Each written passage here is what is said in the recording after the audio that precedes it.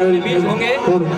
हम उनके आने के बाद सभी गोवर्धन जी की आरती करेंगे और उसके पश्चात मंची कार्यक्रम प्रारंभ हो जाएगा। मैं सभी से निवेदन करता हूं कि वो जो कुर्सियां खाली हैं उनका सेवन करें और खड़े होने के बजाय बैठे तो कार्यक्रम अनुशासित दिखाई देगा। जय श्री राम। सभी लोग एक बार जहाँ हैं वहीं से हाथ उठा करके जय घोष लगाएं।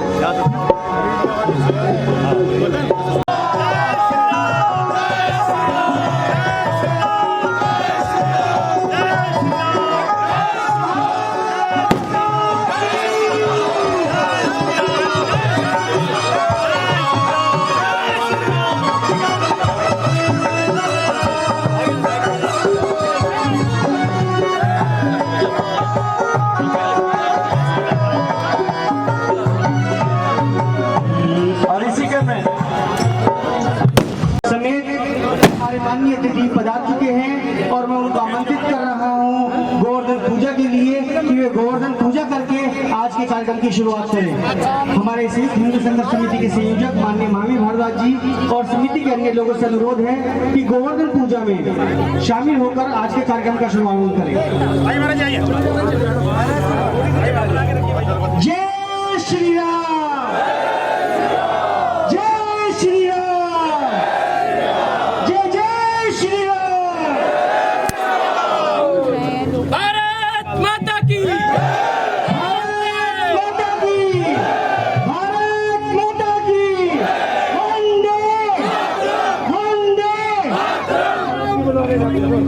गोवर्धन महाराज की, गोवर्धन महाराज की, गोवर्धन महाराज की।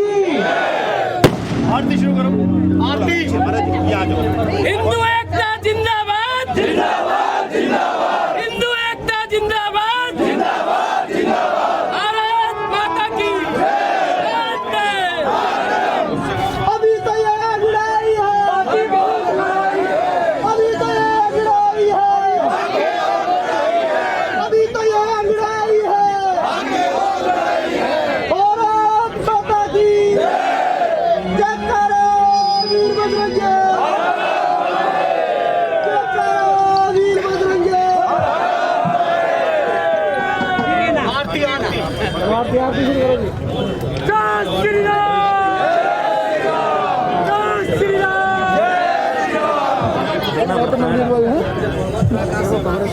अरे किसी को याद हो तो शुरू कर दो ना। बोलिए बोलिए गोवर्धन महाराज की। आरती कराओ, बुलाओ ना वहाँ से, वहीं से। आरती बोलता हूँ। थोड़ा सा ऊपर उठो।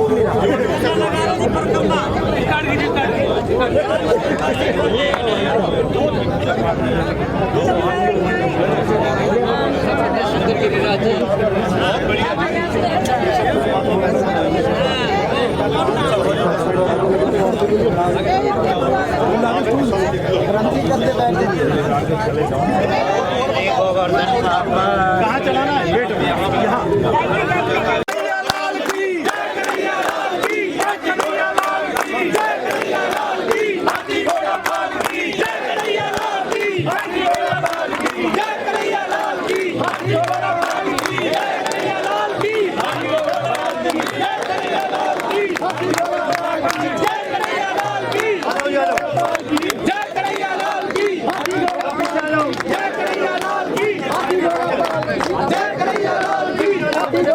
जय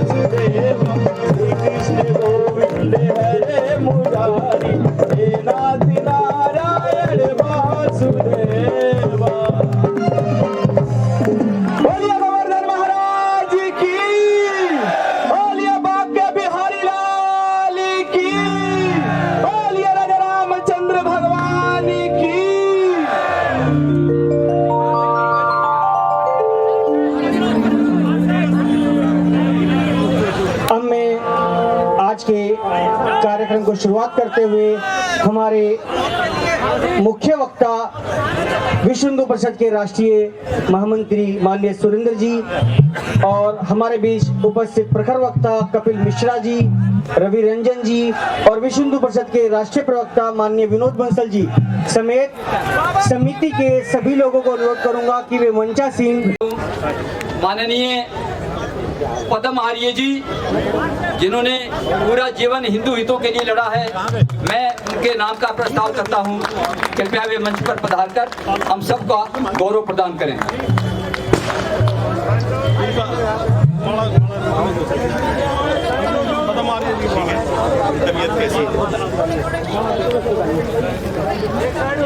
समाज के विभिन्न स्थानों से लोग आए हैं इस पद्धति के हिसाब से इस कार्यक्रम का हिस्सा बनने के लिए, वो कार्यक्रम का हिस्सा बन सके और मंच पर वही लोग रहें जिनका स्थान निर्धारित है। बाकी सभी लोग मंच से नीचे सामने की दीर्घा में आ जाएं। सबको सामने बुला लो, सबको सामने बुला लो इधर से।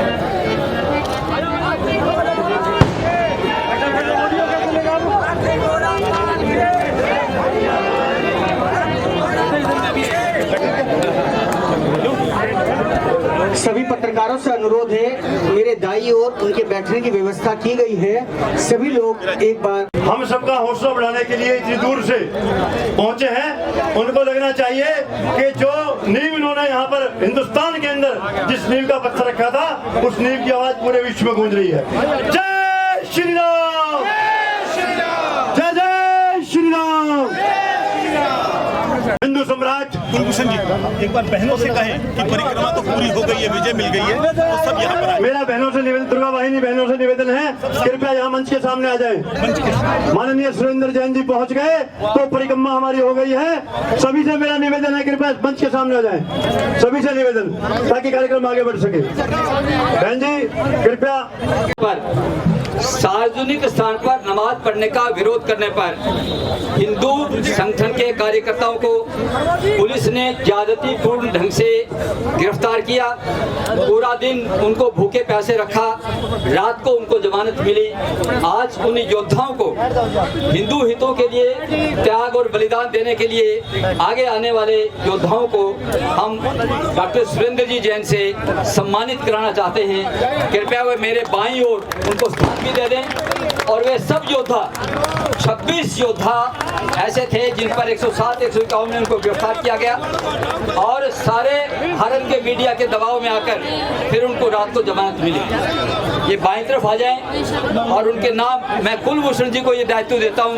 सबसे पहले तो वे ही हैं। मैं डॉक्टर सुरेंद्र जी से कहूँगा। प्रोमिला बहन चलो जमानत कहीं से शुरू करें। सबसे पहले कुलभूषण जी को मैं आमंत्रित कर रहा हूं। उसके बाद जिसके पास भी सूची है या एक एक करके आते जाएं और अपना सम्मान ग्रहण करते जाएं। एक एक करके बुलाइए नाम।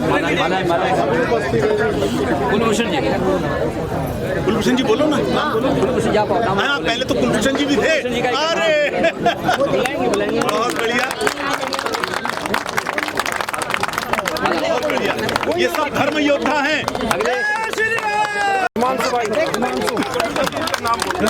हिमांशु जी, विपिन सिंघल जी, जो बिना अंदर जाए आएंगे। विपिन सिंघल जी आएंगे कृपया।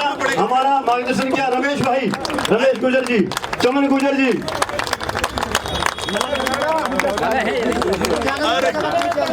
तालियों की आवाज गूंजनी चाहिए भाई।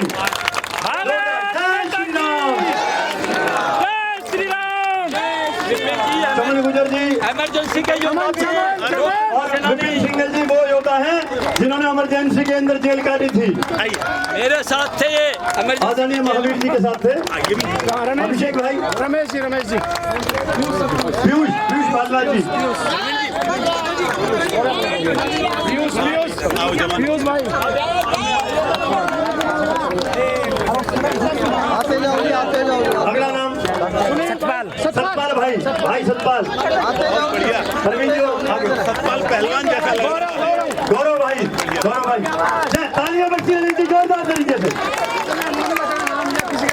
आदरणीय नत्थू सरपंच जी मंच पर आ जाएं। आदरणीय नत्थू सरपंच जी मंच पर आ जाएं। बढ़िया। चमन भाई, चमन भाई चमन गुजर, जय श्री राम, जय श्री राम। हो गया सतपाल जी का। अगला नाम सतपाल जी हरीश भाई। हरीश भाई, जय श्री राम, जय श्री राम, जय श्री राम।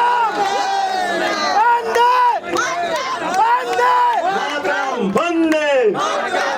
अगला नाम अब मैं जानता एक निवेदन करूंगा।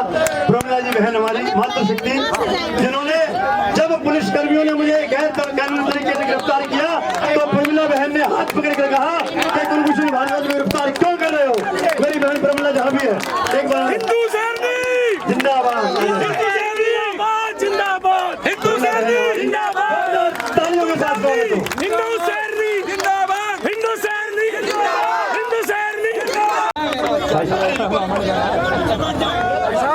कृपया स्थान ग्रहण करें।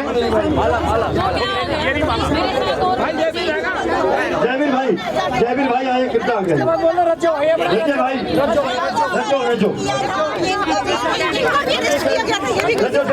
रजो सैनी कहाँ है भाई? रजनीश भाई कहाँ है?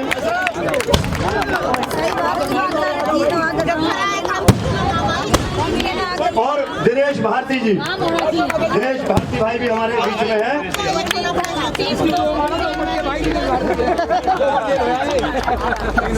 संयुक्त हिंदू संघर्ष समिति के मुख्य आदरणीय श्री नत्थू सरपंच जी कृपया मंच पर आ जाएं। संयुक्त हिंदू संघर्ष समिति के मुख्य संरक्षक आदरणीय श्री नत्थू सरपंच जी मंच पर आ जाएं। कहाँ है नत्थू जी? बाकी सब माता की, भारत माता की, वंदे वंदे वंदे। बोलो गिरिराज गोवर्धन महाराज की। मंच पर उपस्थित भाई साहब ये कौन है? माहौल के कारण से, इनके कारण से ये दिन देख रहा है। सर आपका नाम क्या है? भाई साहब कौन है?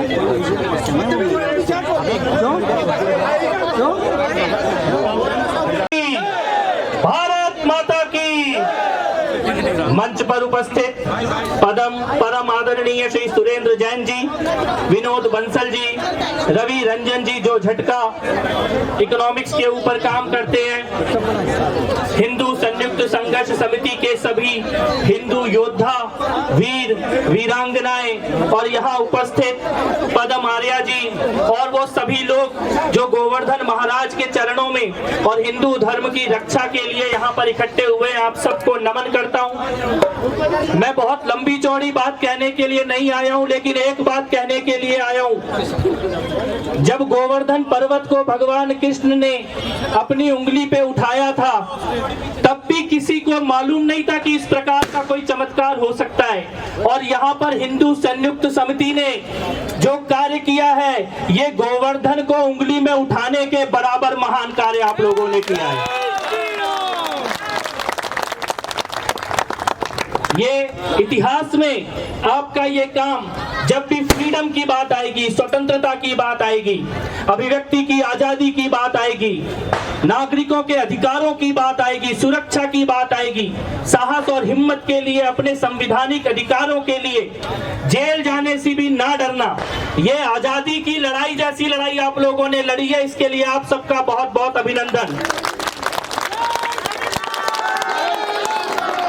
मैं एक बात कहना चाहता हूं, कल दिवाली का दिन था और बहुत सारे फरमान, ऑर्डर, तानाशाही ये पूरे देश में हिंदू समाज के ऊपर थोपी गई। तो क्या हुआ? क्या हुआ उसका नतीजा? ये बात सबको समझनी होगी कि जितना दबाओगे, जितना अत्याचार करोगे, हम बड़े शांति से रहने वाले लोग हैं, व्यक्तिगत मानते हैं अपने धर्म को, सार्वजनिक नहीं मानते हैं, लेकिन अगर दबाओगे तो वही होगा जो कल रात को पूरे देश में हुआ है।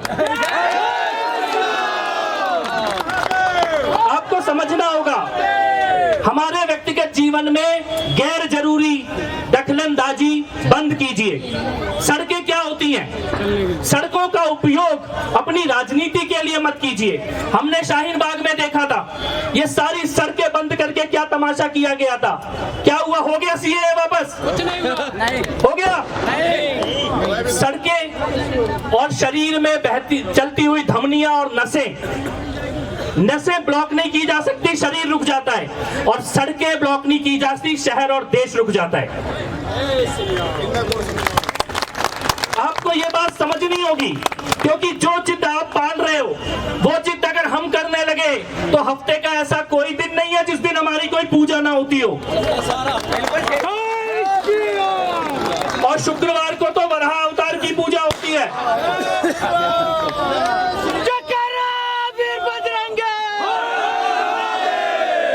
भारत के संविधान में सबको बराबरी का अधिकार है। सड़कें बंद करना, रास्तों को रोकना, ये किसी धर्म का हिस्सा हो नहीं सकता, होना नहीं चाहिए।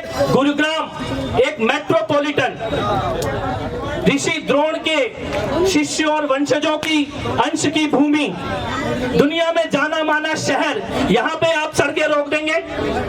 दिल्ली में रोक देंगे?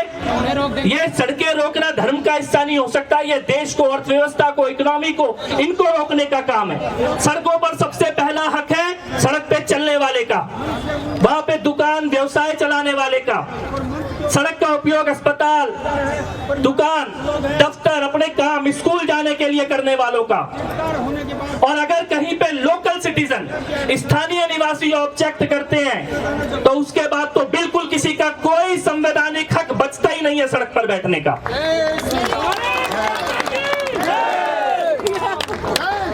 मैं केवल इतना ही कहना चाहता हूं, ये तो साल में एक दिन आने वाली गोवर्धन की पूजा है, इसके लिए हम लोग यहाँ पर आज यहाँ पर इकट्ठा हुए हैं। लेकिन इस उदाहरण को आप समझिए कि अगर ये ही करने लगे आपके जवाब में, तो सड़कें सबकी बंद हो सकती हैं, रास्ते सबके बंद हो सकते हैं। इसीलिए परस्पर सम्मान के साथ, एक दूसरे की इज्जत के साथ, आप अपने जो निर्धारित धर्म स्थान है उसके अंदर अपनी पूजा व्यवस्था कीजिए। इस देश में सबसे ज्यादा भूमि आपके वक्फ बोर्ड के पास है, वहां पर अपनी पूजा की व्यवस्था कीजिए। लेकिन ये जिद और उसके बाद बाहर से लोगों को बुला के भीड़ इकट्ठी करना, दूर दूर से लोगों को बुला के शक्ति प्रदर्शन की कोशिश करना, इसका कोई अंत नहीं है अगर ये करने पे आ जाए तो गुरुग्राम की धरती से पूरे भारत में, क्योंकि ये समस्या केवल यहाँ की नहीं है, बाकी लोग केवल चुपचाप देख रहे हैं, लेकिन पीड़ा सबको हो रही है, मुश्किल सबको हो रही है। आपने ये जो उदाहरण पेश किया है, ये सारे मेट्रोपॉलिटन सिटीज में जो लोग दफ्तर जाते हैं, अपना काम धंधा करते हैं, बिजनेस करते हैं, स्कूल जाते हैं जिनके बच्चे, अस्पताल जाना होता है जिनके बुजुर्गों को, सबको ये प्रेरणा मिली है कि अपने हक के लिए बोलना पड़ेगा, अपने अधिकारों के लिए बोलना पड़ेगा। जय श्री राम, जय श्री राम, जय श्री राम। मैं पुनः ये बात कहना चाहता हूं कि आइए मिलकर आप अपनी परिधि के अंदर, अपने परिसर के अंदर, यहाँ पर तो कुछ होता नहीं था ना, कोई तो मस्जिद नहीं होती थी, आज है ना, यानी कि यहाँ पर किसी ने रोका तो नहीं, किसी ने विरोध तो नहीं किया, किसी ने आपको पीछे धकेलने की कोशिश तो नहीं की, लेकिन अगर हमको पीछे धकेलोगे, दीवार पे जाके टिका दोगे, किसी को इतना पीछे धकेल दो कि वो दीवार पे जाके टिक जाए, तो एक धक्का तो फिर मारना ही पड़ता है। जय श्री राम, जय श्री राम। 12 सेक्टर झांकी है हिंदू गुरुग्राम समिति ने, और ये गैर कानूनी, कोई 37 जगह अलॉट नहीं की गई थी, कहीं कोई ऐसी व्यवस्था नहीं थी। और कैसे की जाएगी ये व्यवस्था? आप कहते हैं कि आपको जगह दे दी गई पुलिस ने, तो फिर आपके धर्म से अगर मौलाना जी आकर बैठेंगे तो हिंदू धर्म से कौन आके डिसाइड करेगा? ये भी निर्णय होना चाहिए। आप किसी को भी बुला के वहां पर साइन करा लेंगे और किसी को भी परमिशन दे देंगे, इसका कोई अंत नहीं होने वाला है। इसका अंत यही होगा जो यहाँ पर हुआ है आज। इसीलिए पुनः इस मंच से मैं ये बात कहना चाहता हूँ कि सड़कों को बंद करके, हर हफ्ते में एक बार सड़क बंद करना, ये असंभव है, पूरी दुनिया में कहीं स्वीकार नहीं किया जा सकता है, ये नहीं चल सकता है। आप मर्यादा में रह के, मान और सम्मान के साथ परस्पर मिलजुल कर अपने धर्म का पालन कीजिए, लेकिन किसी की सड़कों को, किसी के व्यापार को, किसी के बिजनेस को, किसी के बीमारों को अस्पताल जाने से रोकना, ये कोई विकल्प नहीं है, ये विकल्प आपको नहीं दिया जाएगा, ये स्पष्ट होना चाहिए। पुनः मैं नमन करता हूं सभी योद्धाओं को जिन्होंने भारत के संवैधानिक अधिकारों की रक्षा के लिए, अपने सड़क पे चलने के अधिकार की रक्षा के लिए, अपनी आजादी के लिए, असली आजादी की लड़ाई ये है। ये जो आप आजादी आजादी के नारे लगाते हो, वो कोई आजादी नहीं है। आजादी चाहिए, सड़कों पे चलने की आजादी चाहिए हम लोगों को। तो इस प्रकार की ब्लैकमेलिंग को बंद किया जाए। सभी योद्धाओं को बहुत बहुत आभार, बहुत बहुत नमन। भारत माता की। ये गुरुग्राम की धरती है जहाँ पे माननीय सुरेंद्र जैन जी आज आए हैं, कपिल मिश्रा जी आए हैं और भारद्वाज जी, मित्तल जी इस आंदोलन को चला रहे हैं। परंतु बहुत अफसोस की बात है कि आंदोलन हमें करना क्यों पड़ रहा है। और ये गुरुग्राम, भारत तो विश्व गुरु बनेगा मगर गुरुग्राम भारत का गुरु बनेगा, ये हमको मान के चलना है। और ये एक पूरी षड्यंत्र जो है, ये केवल नमाज पढ़ने का नहीं है। अगर नमाज पढ़नी होती तो बहुत सारी जगहें हैं, और ऐसा जैसे कहा गया कि कुछ हमें सुनने में आया कि किसी वक्ता ने, मुस्लिम वक्ता ने कहा था कि यहाँ पे कुछ मस्जिदों पे हिंदुओं का कब्जा है, ऐसा सुनने में आया। यदि ऐसा है और आपका तथ्य सत्य है तो वो वापस देंगे, दूध से धो के देंगे। पर इसके साथ साथ एक सत्य और भी है, भारत में 1 लाख मंदिरों के ऊपर मस्जिदें बनी हुई हैं।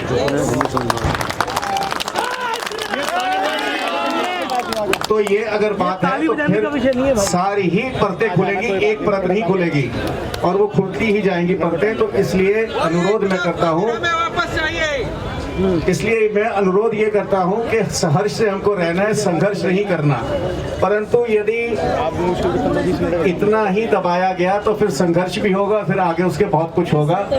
तो एडमिनिस्ट्रेशन का ये यहाँ पे दायित्व है कि इल्लीगल कुछ ना होने दें, और जो इल्लीगल तरह से हो रहा है उसको रोकें। यहाँ पे बहुत बड़े योद्धा और बहुत बड़े वक्ता हैं, मैं ज़्यादा कुछ नहीं कह सकता।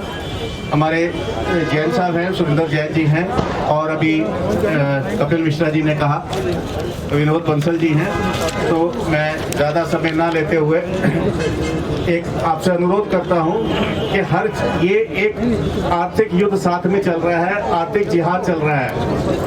आप जो भी लें वो देख के लें कि वो कहीं आप आर्थिक युद्ध का शिकार तो नहीं हो रहे, हलालोनोमिक्स का शिकार तो नहीं हो रहे। बाकी मैं आपको ये मंच नहीं है उसके लिए, पर फिर भी बताएंगे कि आर्थिक षड्यंत्र कैसे हमारे ऊपर लादा जा रहा है।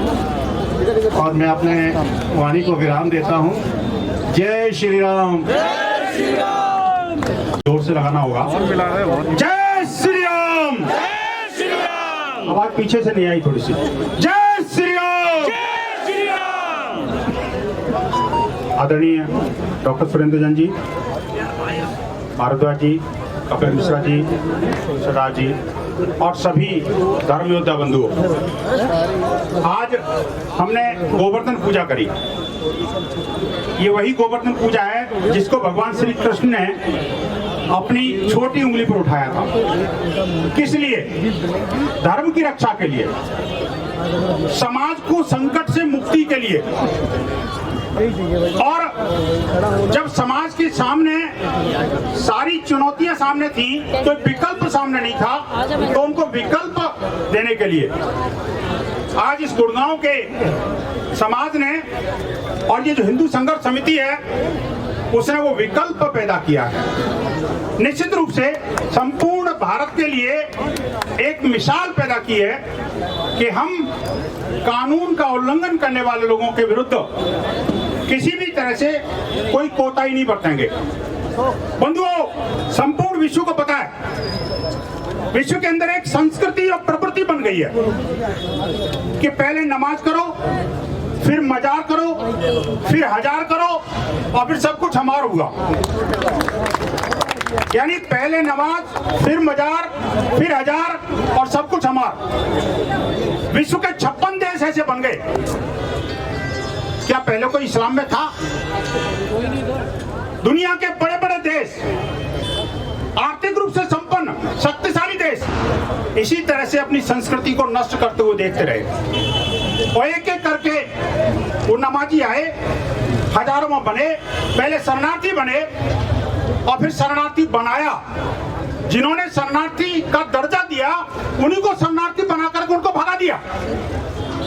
इस बात को संयुक्त हिंदू संघर्ष समिति ने समझा, समय पर जाना। और मेरी बहनों का जो संघर्ष है, निश्चित रूप से आप सबका मैं वीडियो फुटेज देख रहा था जब टीवी चैनल पर चल रहा था, मुझे बड़ा गर्व हुआ कि मेरी माताएं बहनें किस तरह से जुझारू तरीके से शासन प्रशासन के साथ लड़ रही हैं। किसके लिए? धर्म की रक्षा के लिए, गुरुग्राम के सम्मान के लिए, गुरु द्रोणाचार्य की धरती को पवित्र बनाए रखने के लिए। हमें आज इस गोवर्धन पूजा से संकल्प लेके जाना पड़ेगा कि मेरे आसपास कोई आस्तीन में सांप तो नहीं पल रहा, कोई देशद्रोही तो नहीं खड़ा, कोई आतंकी तो नहीं पनप रहा, कोई व्यभिचारी दुष्ट तो नहीं आ रहा। समय रहते उसका समाधान बहुत जरूरी है। मैं अधिक समय नहीं ले सकता क्योंकि मेरे मार्गदर्शक और बड़े प्रखर वक्ता जिनको मैं सुनने के लिए आया था, मुझे सुनाने के लिए मंच पकड़ा दिया। मुझे धन्यवाद भारद्वाज जी का, धन्यवाद।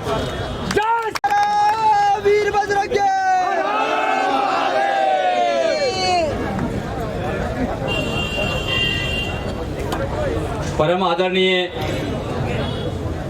और समय समय पर हमारा मार्गदर्शन करने वाले, पूरे देश में ही नहीं पूरे विश्व में एक प्रखर हिंदू चेहरा माननीय डॉक्टर सुरेंद्र जैन जी और मंच पर बैठे सभी मेरे श्रेष्ठ और ज्येष्ठ कार्यकर्ता, हिंदू हितों के लिए काम करने वाले, मैं मंच पर सभी साधु सन्यासी, सभी बुजुर्ग और युवा साथियों को नमन करता हूं। आज एक सामान्य निमंत्रण पर मीडिया के माध्यम से दिए गए संदेश पर आप इतनी बड़ी संख्या में माताएं, बहनें, बुजुर्ग, युवा साथी यहाँ पधारे हैं। मैं संयुक्त हिंदू संघर्ष समिति अर्थात गुरुग्राम के 22 हिंदू संगठनों का एक समागम आप सबका अभिनंदन करता है, आप सबका स्वागत करता है और हृदय से मैं आपके प्रति कृतज्ञता व्यक्त करता हूँ। जैसा बार बार कहा है, हम सब सुनने के लिए आए डॉक्टर साहब को, लेकिन इस संघर्ष का दायित्व होने के कारण से मैं 5 मिनट में इस सारे प्रकरण को आपके सामने रख देना चाहता हूँ। 2018 में हम सब गुरुग्राम निवासियों को ध्यान है, मैं जो गुरुग्राम से बाहर से आए हैं उनके लिए ये विषय बता रहा हूँ। गुरुग्राम की सड़कों पर, गुरुग्राम के पार्कों में, सार्वजनिक जगह पर, ऐसे महत्वपूर्ण स्थानों पर जहाँ पर आवागमन होता था, जहाँ पर लोग अपने लिए आना जाना, अपनी सुविधा का उपभोग करते थे, ऐसे 155 स्थानों पर मुस्लिम समुदाय के द्वारा बेधड़क खुले रूप से बेखौफ नमाज अदा की जाती थी। हम लोगों ने इस विषय को उठाया। गुरुग्राम वासियों को ध्यान है कि 4 घंटे का कर्फ्यू 12 बजे से 4 बजे तक 18 से पहले लगता था। माताएं बहनें अपने स्कूलों से बच्चों को लेने नहीं जाती थी। जिनके आसपास घर होते थे वे भी विद्यालय में भेजने के लिए वाहनों का प्रयोग करते थे ताकि वो हमें कहीं बेइज्जत ना कर दें, कहीं उल्टा सीधा ना बोल दें। सड़कें जाम होती थी। केवल यहाँ का पुलिस प्रशासन बैरिकेड लगा करके हमें रोकता था और 4 मुस्लिम भाइयों को बिना हेलमेट के जाने की अनुमति देता था। ऐसा माहौल था। सभी संगठनों को चिंता हुई और एक संयुक्त रूप से एक मंच का निर्माण हुआ। संयुक्त हिंदू संघर्ष समिति के नाम से हमने आंदोलन शुरू किया। उसमें बहुत जन समर्थन मिला और जब उस आंदोलन को व्यापकता प्राप्त हुई, उस आंदोलन का तेज बढ़ा, तो प्रशासन और यहाँ तक कि सरकार ने भी उसमें हस्तक्षेप किया और एक संयुक्त रूप से हिंदू मुस्लिमों की एक संयुक्त बैठक बुलाई। उस बैठक में पूरे जिले का प्रशासन मौजूद, हिंदू नेता मौजूद, मुस्लिम संगठनों के प्रमुख और सभी राजनीतिक दलों के जिला मुख्य जो अध्यक्ष, उनको भी बुलाया गया। यह तय हुआ मई 2018 में कि सार्वजनिक स्थान जो हैं, सड़कें हैं, पार्क हैं, जो आम आदमी के प्रयोग के लिए हैं, जिनके लिए आम आदमी टैक्स देता है, उनका प्रयोग किसी भी धार्मिक गतिविधि के लिए नहीं किया जाएगा। केवल एक दिन के लिए, रमजान का महीना होने के नाते से 37 स्थान ये केवल मुसलमानों ने चिन्हित किए, हिंदुओं ने केवल एक दिन के लिए मौखिक स्वीकृति दी। लेकिन दुर्भाग्य है, जैसा ये वर्षों से करते आए हैं, उस सूची का दुरुपयोग ये प्रशासन ने भी किया। ये इस समय वर्तमान में हरियाणा सरकार के मुखिया को भी बरगलाया और मुखिया ने ये जानने की कोशिश नहीं की, हमारे माननीय मुख्यमंत्री जी ने, कि इस सूची के पीछे सच्चाई क्या है।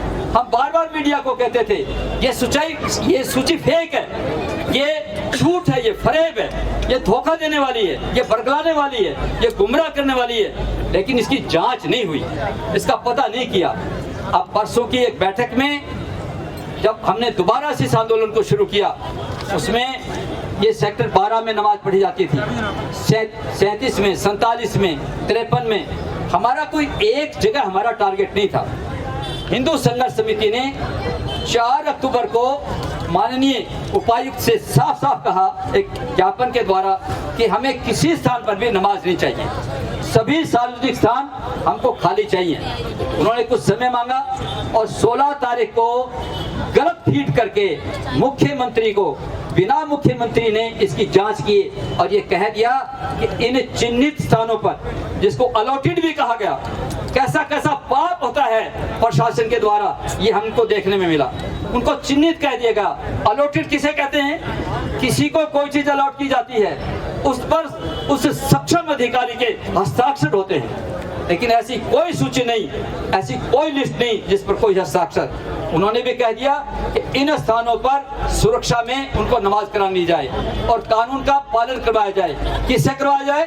जो गैर कानूनी काम को रोक रहे हैं, सरकार को, प्रशासन को ध्यान दिला रहे हैं। ऐसे 26 लोगों को जेल के शिकंजे में बंद करना, ये सब क्या हो रहा? हम दोबारा से 26 तारीख को फिर प्रशासन से मिले और ज्ञापन देने नहीं, उनको रिमाइंड कराने के लिए मिले और उनको ध्यान दिलाया। हम चुनौती देते हैं कि इस लिस्ट पर किसी के हस्ताक्षर नहीं है। और यहाँ तक कहा हमारे कार्यकर्ताओं ने कि यदि आपको अलॉट करना है तो आप अलॉट कीजिए, आज ही उस पर हस्ताक्षर करो, कल सुबह हम आपको हाई कोर्ट में मिलेंगे और इधर हम खड़े होंगे, इधर जिला प्रशासन खड़ा होगा। परिणाम स्वरूप अलग अलग से बैठक बुलानी पड़ी प्रशासन को। उसके बाद परसों संयुक्त रूप से बैठक बुलाई और उस बैठक में 5 प्रतिनिधि सम्मिलित हुए और अंदर की जद्दोजहद के बाद आप सबको बधाई देते हुए मैं सूचना दे रहा हूं, मुस्लिम समुदाय के नेताओं ने ये माना उस बैठक में हम गलत थे, हम गैर कानूनी काम कर रहे थे, हम गैर संवैधानिक काम कर रहे थे। उन्होंने बाहर आके मीडिया को भी ये बात कही और प्रशासन जो इनको मौन स्वीकृति दे रहा था, जो मौन सहमति दे रहा था, इनकी सुरक्षा के लिए खड़ा था, संगीनों के साए में जो नमाज पढ़वा रहा था, उसने भी मुखर होकर के स्पष्ट शब्दों में उस बैठक में कहा मुस्लिम नेताओं से कि यह संवैधानिक नहीं है और प्रशासन और सरकार खुले में नमाज और सार्वजनिक जगह पर नमाज अथवा कोई धार्मिक गतिविधि नहीं होने देगी। इस निष्कर्ष पर पहुंचे, हिंदू एकता, हिंदू एकता, हिंदू एकता। जो हमारी बड़ी बहस थी, हमारी बड़ी मांग थी, किसी पर सार्वजनिक जगह को अलौकिक बताना, अधिकृत बताना, उसको हम चुनौती देते थे। मैं अपने मीडिया के भाइयों का बहुत सम्मान करता हूं, लेकिन मीडिया की बहनें भी आई हैं। मीडिया की बहनों का भी सम्मान करता हूं, उनके सहयोग को वंदन करता हूं। मैं एक बात बताना चाहता हूं, निष्पक्ष मीडिया भी जो संतुलित खबर देता है उसको भी भ्रम में रखा गया। मीडिया के चैनल्स पर ये जो जाहिल किस्म के मुस्लिम प्रेस लोग हैं, उन लोगों ने उस सूची का सहारा लेकर के हमारा मुंह बंद करने की कोशिश की गई। हमारे विनोद भाई जैसे प्रखरता से बोलने वाले, इनके सामने आवाज नहीं खुलती, लेकिन ये कहते रहे इनके सामने भी सूची अलॉटेड है, स्थान सुनिश्चित है, प्रशासन ने दिए हैं, हिंदुओं को क्या परेशानी है।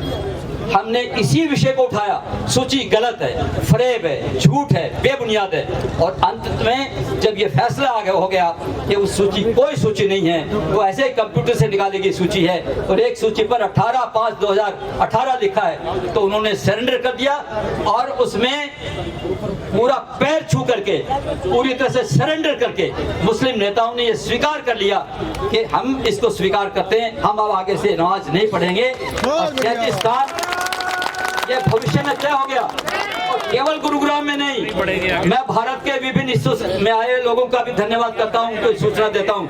अब ये एक फैसला हो गया, भारत में या विश्व के भी किसी हिस्से में सार्वजनिक स्थानों का उपयोग नमाज अदा करने के लिए नहीं होगा, नहीं होगा।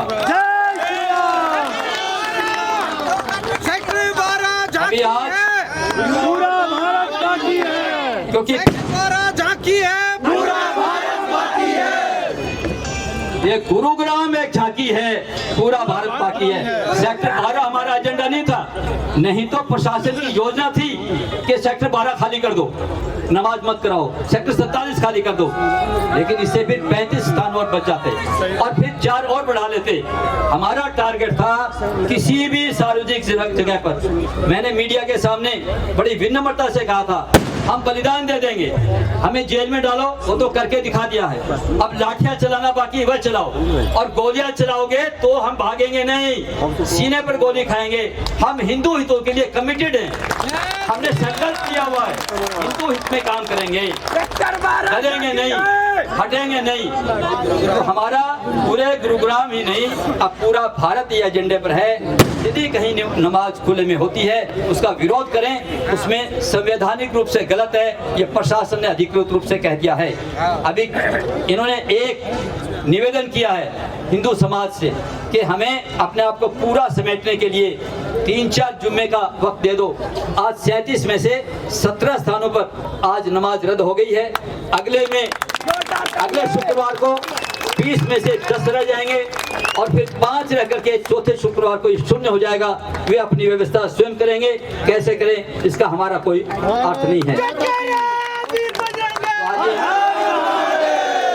ये विषय नमाज का, ये आज गोवर्धन पूजा है, भंडारा है, इसके साथ साथ ये विजय दिवस भी है हिंदू समाज का, हिंदू संगठनों का। उसको हम विजय दिवस के रूप में भी मना रहे हैं। हम कभी उग्र नहीं होते, लेकिन एक बात आज तय करनी पड़ेगी इस मंच से, डॉक्टर साहब की स्वीकृति लेकर के।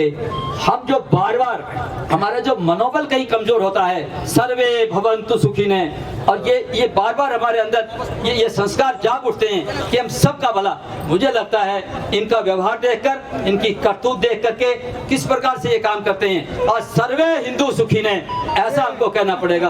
अब हम केवल हिंदू हितों की चिंता करनी पड़ेगी। सारी पृथ्वी पर जितने ये जंतु हैं, ये नीचे ऊपर होने वाले, इनकी चिंता करना हमारा काम नहीं है, हमारा एजेंडा नहीं है और हमारा कोई दायित्व नहीं है। हम केवल हिंदू हितों के लिए काम करेंगे और हिंदू हितों के लिए जहाँ जहाँ भी आवश्यकता होगी ये बात करेगा, हिंदू हित की बात करेगा। वंदे मातरम, जय श्री राम। वंदे मातरम, जय श्री राम। हम किसी प्रकार से भी कमजोर नहीं हैं, हमारे ऊपर बड़े सशक्त लोगों का आशीर्वाद है। मैं आशा करता हूं वो आशीर्वाद बनाए रखेंगे। मैंने समय ज़्यादा ले लिया है क्योंकि ये विषय आपके सामने रखना था। मैं कोई वक्तव्य ना उठाए, मीडिया इसका पर्दाफाश ना करे तो शायद हमारी लड़ाई और लंबी हो जाती। मीडिया के कारण से हमको विजय मिली है, हिंदू समाज को विजय मिली है, सच्चाई की जीत हुई है। इतना कह करके मैं अपना वाणी को विराम देता हूँ। भारत माता की जय, हिंदू हितों की जय। जय श्री राम, जय श्री राम।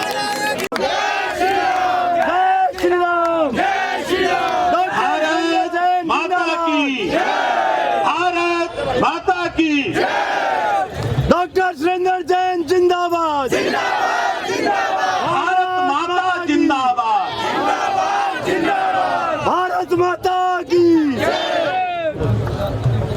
जय श्री राम। जय श्री राम। जय श्री राम। जय श्री राम। वंदे मातरम। वंदे मातरम। वंदे मातरम। मैं कहूंगा खुले में नमाज, आप कहेंगे नहीं चलेगी, नहीं चलेगी। खुले में नमाज नहीं चलेगी, नहीं चलेगी। खुले में नमाज नहीं चलेगी, नहीं चलेगी। सड़कों पर नमाज नहीं चलेगी, नहीं चलेगी। सड़कों पर नमाज नहीं चलेगी, नहीं चलेगी। पार्कों में नमाज नहीं चलेगी, नहीं चलेगी। पार्कों में नमाज नहीं चलेगी, नहीं चलेगी।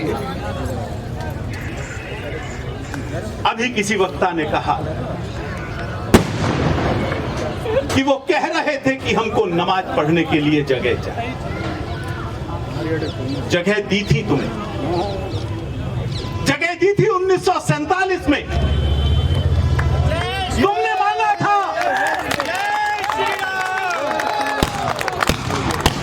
तुमने ही तो कहा था हम हिंदुओं के साथ नहीं रह सकते, हमारी संस्कृति अलग है। और ध्यान करना मुस्लिम नेताओं, मुझे बताया गया था कि कुछ लोग यहां पर आना चाहते थे,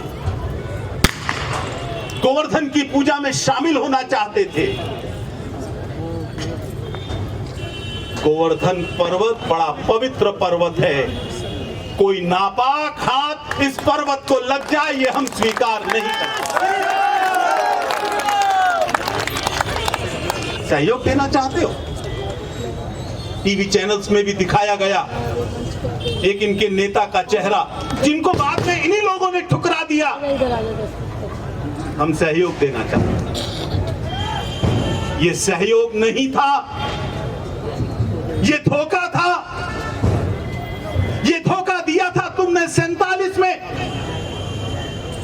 1946 का चुनाव याद करो, मैं जितने भी मुस्लिम नेता हैं उनसे पूछना चाहूंगा, 1946 में जब चुनाव हुआ था वो पाकिस्तान के प्रश्न पर हुआ था। हिंदू यहां नहीं रह सकते, सबको पाकिस्तान जाना है, हमको पाकिस्तान चाहिए।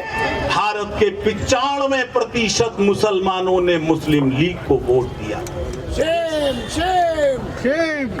मेवात के लोगों ने भी दिया था, यहां के रहने वाले मुसलमानों ने भी दिया था।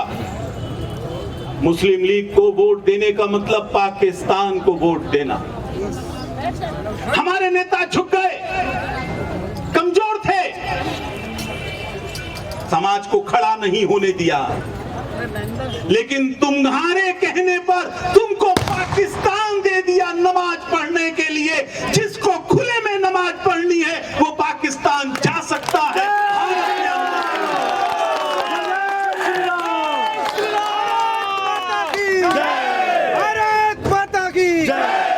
ये पहली झांकी नहीं है, ये फुल एंड फाइनल है।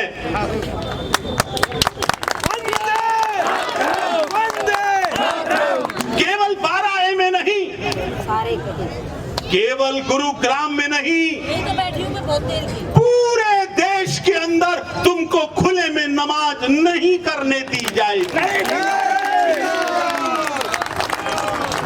ये नमाज नहीं है, ये जिहाद है, ये आतंकवाद है। ये कौन सा तरीका है? सड़क पर नमाज करोगे? ये कौन सा तरीका है? पार्कों में नमाज करोगे? मैं कुछ दिन पहले एयरपोर्ट पर बैठा था, तभी 4 लोग खड़े हुए, लॉन्ज को बीच में घेरकर वहीं पर जाजम बिछा दी और नमाज करने लगे। मैंने कहा यहाँ धार्मिक कार्य करने के लिए हर एयरपोर्ट के ऊपर एक हॉल बना हुआ है, तुम वहां जाकर क्यों नहीं करते? हिंदू वहां हनुमान चालीसा पढ़ता है, ईसाई वहां अपनी चर्च में जो प्रार्थना करता है वो वहां जाकर बाइबल पढ़ता है, तुम यहाँ लॉन्ज को घेर कर नमाज पढ़ना चाहते हो? वो आतंक मचाना चाहते थे। वहां के एयरपोर्ट के ऊपर लोग खड़े हो गए, उनको जाना पड़ा, भागना पड़ा। मैं कैसे भूल सकता हूं पिछली ईद, रेलवे स्टेशन की पटरियों पर, नई दिल्ली स्टेशन पर पटरियां घेर रखी थी, नमाज पढ़ रहे थे, दूर दूर से लोग आ रहे थे, आसपास में इतने लोग नहीं रहते। अपनी मस्जिदें छोड़कर तुम वहां क्यों आ रहे हो? ट्रेनें क्यों रोक रहे हो? तुम संकेत दे रहे थे, संदेश दे रहे थे।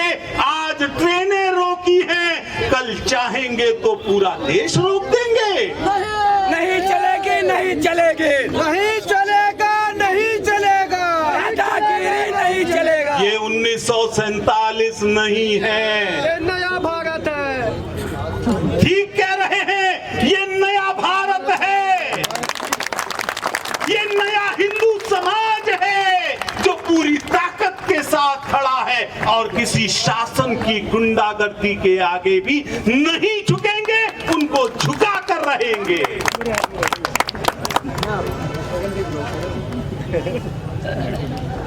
नमाज की परमिशन मांगी थी मालाबार में। आज इतिहास का एक महत्वपूर्ण पहलू आपको बता रहा हूं। क्या करेंगे, क्या इरादा है? लगभग 1200 साल पहले केरल के मालाबार में मुसलमान व्यापारी के तौर पर आया था और कहा हमको नमाज पढ़ने के लिए जगह चाहिए। वहां के राजा ने अभी कहा था ना महावीर जी ने, सर्वे भवन्तु सुखिनः, हम चाहते हैं सारे सुखी रहे और सारे सुखी रहे इसी के लिए जरूरी है कि सड़कों पर, पटरियों पर नमाज नहीं होनी चाहिए। क्यों? उस समय भी व्यापारी बनकर आए थे मसाले के और चेरामन राजा से कहा था हमको नमाज पढ़ने के लिए जगह दी। चेरामन राजा ने मंदिर एक था उसके प्रांगण में कह दिया यहां नमाज पढ़ लो। उन्होंने कहा परमानेंट जगह दे दो, थोड़े दिन में कहा, ध्यान कर लेना, परमानेंट जगह दे दो। आजादी से पहले 127 स्थानों पर नमाज पढ़ते थे, आज वो सब जगह मस्जिदें बनी हैं, उपराष्ट्रपति भवन को मिला। चेरामन महाराज ने दरिया दिल था, कहा ये मंदिर तुम्हारे नाम कर दिया। आज भी वो चेरामन मस्जिद इस रूप में जाना जाता है, वहां उस याद में आज भी तांबे का दीपक जलता है। ये है हिंदू परंपरा। और तुम्हारी क्या परंपरा है? उसी मालाबार में उन्हीं मुसलमानों ने हिंदुओं का सबसे बड़ा इतिहास का नरसंहार किया। वहीं टीपू ने हजारों मुसलमानों को मारा। उसी मालाबार में मोपलाओं ने, जिनके पूर्वज हिंदू थे और उन्हीं लोगों में शामिल थे, उन्हीं मोपलाओं ने 100 साल पहले 20,000 से अधिक हिंदुओं का कत्लेआम किया था। गर्भवती औरतों के पेटों को चीर दिया था, छोटे बच्चों को उछालकर उनको भाले की नोक के ऊपर लिया था। ये इतिहास का हिस्सा है। नहीं, पत्रकारों को मत रोके कृपया, क्योंकि अगर आप मुझे नहीं देख पाए मैं दोबारा आऊंगा, लेकिन पत्रकार बंधु पूरी दुनिया को आपकी लड़ाई, आपकी विजय दिखा रहे हैं, इसलिए हम नहीं देख सके। कोई बात नहीं, मैं तो आपका बालक हूं। इन्होंने मुझे अतिथि कहा है, मैं गुड़गांव के लिए अतिथि नहीं हूं, मैं गुड़गांव का ही बालक हूं, यहां आता रहता हूं और यहां फिर आऊंगा, इसलिए आप चिंता मत करें। लेकिन मेरे मीडिया के बंधु बहनों को कृपया ना हो, जहां आपको बाधा बनती है चिंता मत करना, ये बहुत जरूरी है। परिणाम क्या हुआ? एक बार मंदिर में नमाज पढ़ने की अनुमति थी, उसी मालाबार में हिंदुओं का कत्लेआम होता है, लाखों हिंदू मार दिए जाते हैं। भारत का सबसे बड़ा कत्लेआम अगर कहीं हुआ है तो वो केरल के मालाबार में हुआ है, उसी मंदिर के अंदर नमाज पढ़ने के कारण। आप लोग कहेंगे गुड़गांव में क्या खास बात? दूध के जले। मुझे याद आता है उस संघर्ष में भी मुझे याद किया था। ये मेरा सौभाग्य है, हर लड़ाई के अंदर मुझको याद किया जाता है, और ये मेरा सौभाग्य है आपके पुरुषार्थ से हर लड़ाई में हमको विजय मिली है। जय श्री राम, जय श्री राम, जय श्री राम। आलम बिहार के बाहर का पार नमाज पढ़ने के लिए आते थे, वक्फ बोर्ड की जगह।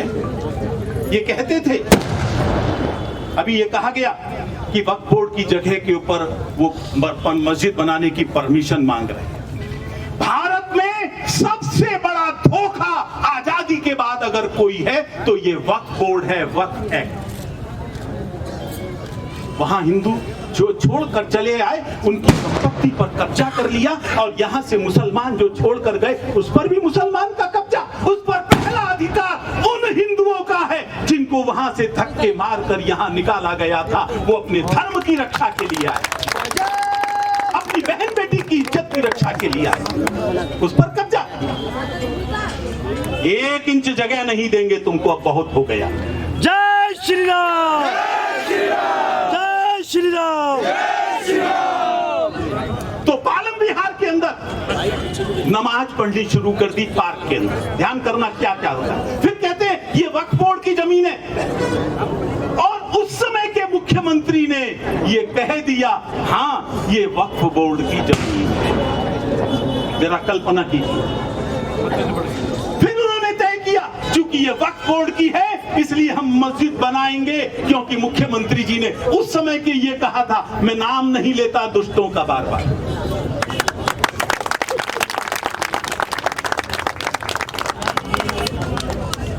वो जिन्ना खड़ा करना चाहता था। उन्होंने कह दिया मस्जिद बनाने की छूट है, नमाज पढ़ने के लिए हम हजारों लोगों को इकट्ठा करेंगे। नूह से आ रहे हैं, कोई कहीं से आ रहे हैं, कोई फिरोजपुर झिरका से आ रहे हैं मस्जिद बनाने के लिए। उस पार्क में मस्जिद बनती तो हिंदुओं का जीना दूभर हो जाता। वो गुड़गांव को मेवात बनाना चाहते थे। गुड़गांव के लोगों ने तय किया, हम मस्जिद भी नहीं बनने देंगे। और ये हमारे गुरु की धरती है, गुरु की धरती रहेगी, जिहादियों की धरती नहीं बनेगी। जो हिंदू हित की बात करेगा, जो हिंदू हित की बात करेगा, मैं नमन करता हूं गुरुग्राम के हिंदुओं का। मैं नमन करता हूं गुरुग्राम के आसपास के गांव के अंदर रहने वाले हमारे ग्रामीण बंधुओं का। सरपंच भी आए हैं और सब सरपंचों के अध्यक्ष भी यहां पर आए। तय किया जिस दिन वो नमाज पढ़ेंगे हम वहां पर भारत माता का जागरण करेंगे। 50,000 हिंदू आएगा, प्रशासन को झुकना पड़ा, वो जगह घेर ली और उन्होंने कहा, उसी मुख्यमंत्री ने, अब ये वक्फ बोर्ड की जगह नहीं है, ये सरकारी जगह। हम कैसे भूल सकते हैं? नेशनल हाईवे रोक दिया था तुम लोगों ने नमाज पढ़ने के लिए। तो नेशनल हाईवे नहीं रोका था, पूरे देश को रोकने की तैयारी थी। आप लोग कोर्ट में गए, अदालत से लेकर सड़क तक सारी लड़ाई लड़ी और विजय आज की तरह से उस समय भी आपके हाथ में आई।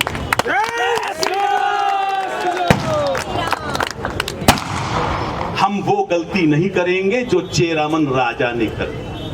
हम सहिष्णु हैं, हम सब धर्मों का आदर करते हैं, लेकिन उतना ही आदर करेंगे जितना तुम मेरे धर्म का करोगे। मैं तुम्हारे अल्लाह का उतना ही सम्मान करूंगा जितना तुम भगवान राम का करोगे, भगवान कृष्ण का करोगे, काशी विश्वनाथ का करोगे। हिंदुओं के कब्जे में है मस्जिदें, तुम्हारी शर्म नहीं आती? लेट अस एक्सचेंज हो जाए आर पार। जय श्री राम। 1 लाख मस्जिदें जिनको तुम अपना पूर्वज मानते हो, उन्होंने तो ये बहुत बड़ा दुर्भाग्य है। आप लोग सोचते होंगे ये उस रास्ते पर क्यों चलते हैं?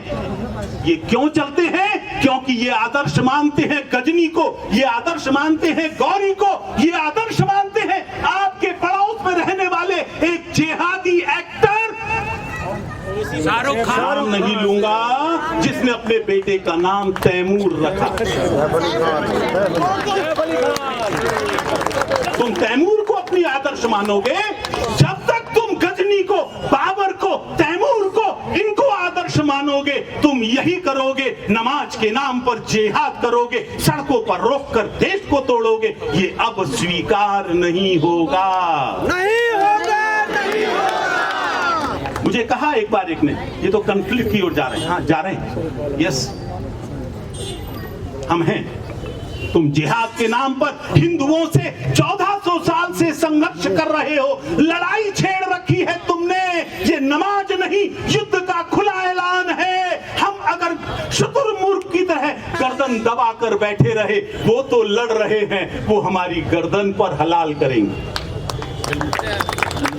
नहीं स्वीकार है। मैं तुम्हारे युद्ध की चुनौती को स्वीकार करता हूं। आज बहुत हो गया। कुछ मस्जिदों पर हिंदुओं का कब्जा है, ये तुमने कहा।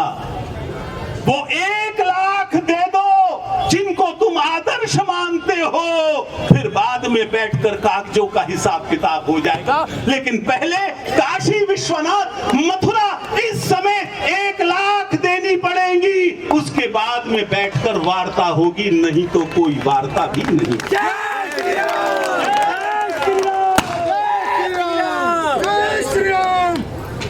इसलिए आज आपने रास्ता खोल दिया है, रास्ता दिखा दिया है पूरे देश को। मैं नमन करता हूं उन 26 धर्म योद्धाओं को। प्रशासन ने हठधर्मिता की, कई साल से कर रहे थे तुम गड़बड़। तो 18 में हमारी विजय हुई थी, उसके बाद भी तुम नहीं माने।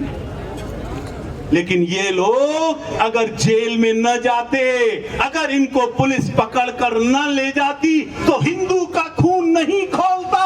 और इसलिए पहला नमन मैं आज इन्हीं स्वतंत्रता सेनानियों को, धर्म योद्धाओं को करने के लिए।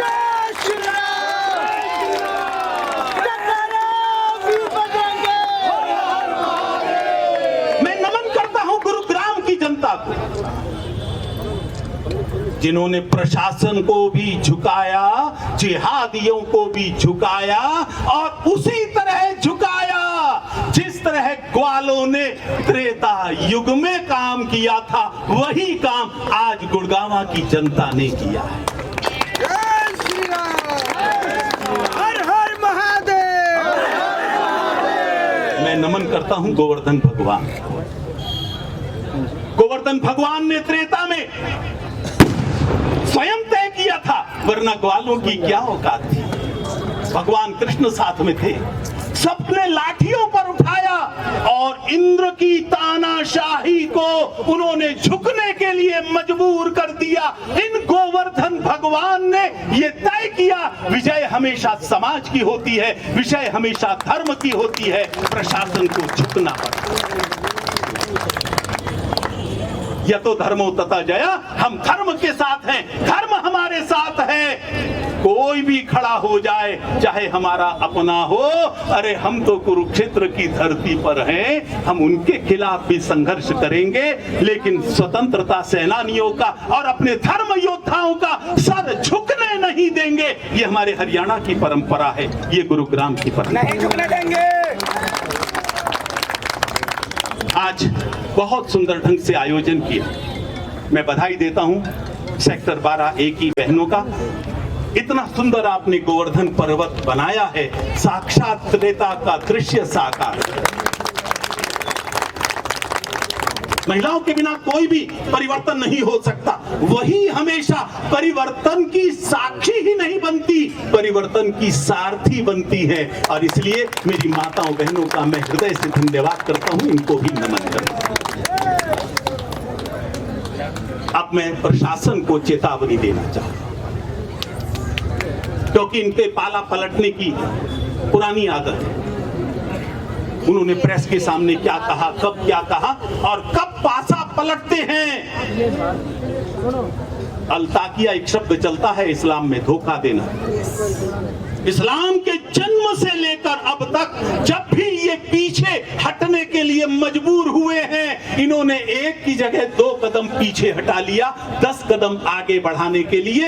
इसलिए धोखा देना इनका स्वभाव है। मैं अपने संघर्ष समिति और हिंदू समाज के, हिंदू संगठनों के सब लोगों से कहना चाहता हूं, इनकी बातों पर विश्वास नहीं किया जाता। ये धोखा, वायदा तो किया था 47 में सारे चले जाएंगे, क्यों नहीं गए? बाकी क्यों रुक गए? मांगा था 95% ने, गए केवल 40%, क्यों रुके यहां पर? और वही मांगे। हम कॉमन सिविल कोड नहीं लागू होने देंगे, हमको शरीयत चाहिए, शरीयत कोड चाहिए, हमको सड़क चाहिए नमाज अदा करने के लिए। हमारे पास नए गुड़गांव में मस्जिद नहीं है, ये और तर्क है। देखिए जरा सोचिए, अरे यार कौन जिम्मेदार है? क्यों बढ़ा रहे हो इतनी आबादी? आबादी बढ़ाने से पहले जरा इंतजाम कर लो, कहां नमाज पढ़ेंगे। हम खुले में नहीं पढ़ने देंगे, ये दूसरा पाकिस्तान नहीं बनने।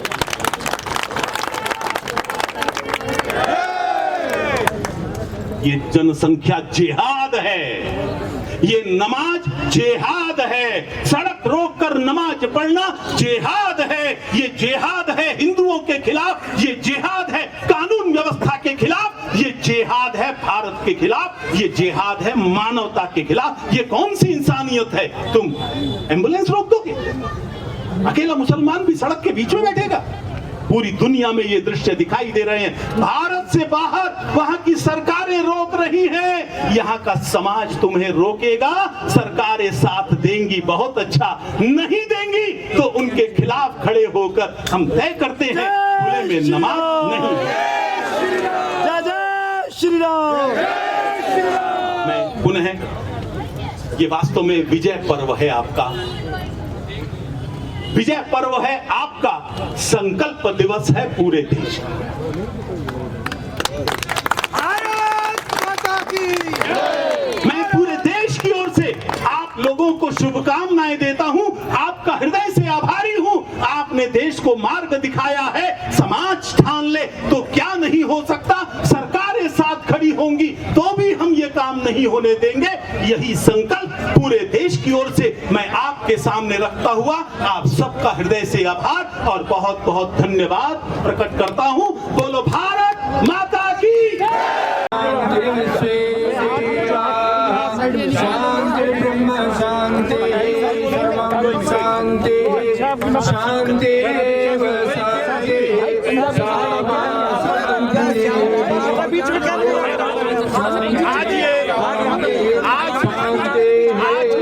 गोवर्धन पूजा नहीं, आज समाज की विजय के दिवस के रूप में मनाया गया।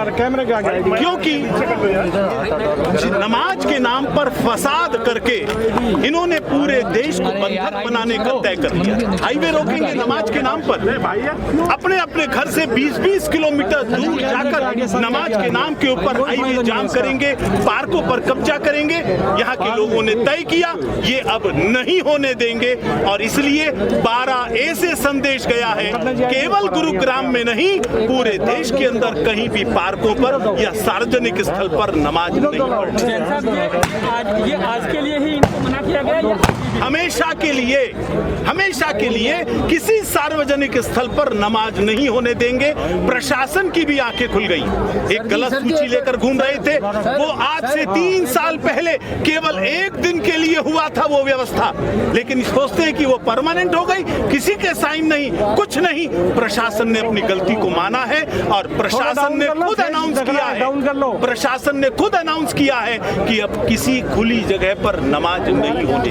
जो 37 जगह की बात की गई थी, क्या आगे से, क्योंकि ये कहा गया था, अभी जो मैं सुन रहा था, जो सरपंच साहब ने उन्होंने कहा था कि ये आज के लिए है, हर साल सेक्टर में कहीं ना कहीं इस तरीके का पूजा का आयोजन होगा। ये बिल्कुल ये तय है कि ये खुले में नमाज नहीं होगी। ये संकल्प समाज का है और ये दोहराने के लिए यदि कुछ करना पड़ता है तो अगले साल नहीं, बार बार करेंगे, रोज करेंगे। जैन साहब, आपकी प्रशासन से इसको लेकर बातचीत कुछ हुई? प्रशासन ने हमारे पदाधिकारियों को स्पष्ट कहा है खुले में नमाज अवैध है, हम नहीं होने देंगे। उन्होंने 2-3 हफ्तों का समय मांगा है, हम क्रमिक रूप से धीरे धीरे कम करते जाएंगे, ये उन्होंने आश्वासन दिया है। लेकिन हमको आश्वासन पर भरोसा नहीं, पूरा करेंगे बहुत अच्छी बात, नहीं करेंगे हम फिर सड़कों पर उतरेंगे। लेकिन अब हम यहाँ के हाईवेज को जाम नहीं करेंगे। हरियाणा सरकार को उन्होंने 3 हफ्ते का समय मांगा है। एक महीना मान लीजिए, एक महीने हरियाणा सरकार को क्या संदेश? स्थिति दोबारा उत्पन्न होती है तो आप लोग फिर सड़कों पर आएंगे। अभी मुख्य बात तय हो गई। प्रशासन ने जब ये मान लिया कि सार्वजनिक स्थान पर नमाज पढ़ना असंवैधानिक है, उसका कहीं भी कोई विरोध करेगा तो प्रशासन विरोध करने वालों के साथ रहेगा। ये संयुक्त बैठक में तय हो गया, जिसमें मुस्लिम प्रतिनिधि भी थे। अब कोई विवाद रह ही नहीं गया, उन्होंने भी स्वीकार कर लिया। में कुछ आश्वासन दिया गया, उनकी तरफ से कहा गया, आपकी तरफ से सोमवार को इस सारे ड्राफ्ट को मीडिया के सामने तो उसी समय बोल दिया था। प्रशासन ने भी, मुस्लिम नेताओं ने भी इसको सोमवार को लिख करके जमा बनाया जाएगा। प्रशासन अभी तक कुछ नहीं बोल रहा है। वो लिस्ट भी मान ली, वो प्रशासन ने कुछ नहीं बोला। आप लोगों से पूछिए प्रशासन से, क्या वो हमारी दी गई बाइट का खंडन करते हैं? अगर वो खंडन नहीं करते हैं, बोलते ही नहीं। अब मीडिया को तो बुलाना आता है, बुला लो। कोई नहीं। अब हिंदू समाज ने बोल लिया है, हिंदू समाज ने तय कर लिया। अभी हम एक भी स्थान पर खुले में नमाज, सार्वजनिक जगह पर नमाज नहीं पढ़ने देंगे। ये क्लियर हमारा डॉक्टर साहब का संरक्षण है, मार्गदर्शन है। मैं क्या कर रहा हूँ? ये लो आज आप सिंगल लिस्ट पे ले लो, फिर कर लो। हाँ सर, क्या फैसला लिया है, किस तरह सोचते हैं, क्या सिचुएशन चल रही है, क्या ये आगे? गुरुग्राम ने पूरे देश के शहरों को एक रास्ता दिखाया है कि इस प्रकार सड़कों को बंद करना ये लोकल लोगों को, सिटीजन्स को स्वीकार नहीं है। नागरिकों की स्वतंत्रता के अधिकारों का हनन है। हम लोगों को सड़कों पर चलने की आज़ादी चाहिए, अस्पताल दफ्तर जाने की, दुकान धंधे चलाने की आज़ादी चाहिए। इस प्रकार से सड़कों पर हर हफ्ते धार्मिक गतिविधि के नाम पर सड़कें बंद करना, ये गुरुग्राम प्रशासन ने भी माना है कि नहीं होगा और देश में कहीं भी नहीं होना चाहिए। इस प्रकार की गतिविधियाँ सड़कों पर नहीं चलने दी जाएंगी। तो फिर हम मानते हैं जैसे से अभी कुछ समय मांग रहा है, हालांकि जिला प्रशासन भी अभी पूरी तरह से चुप्पी साधे है, तो क्या मानते हैं जिला प्रशासन मान जाएगा? कल मीटिंग हुई है, उसमें माना ये गया है कि मीडिया के सामने नहीं मान रहे, कोई मीडिया के सामने नहीं मानेंगे तो लोग जिस प्रकार से अभी सड़कों पर आए हैं उसके बाद दोबारा सड़कों पर आएंगे।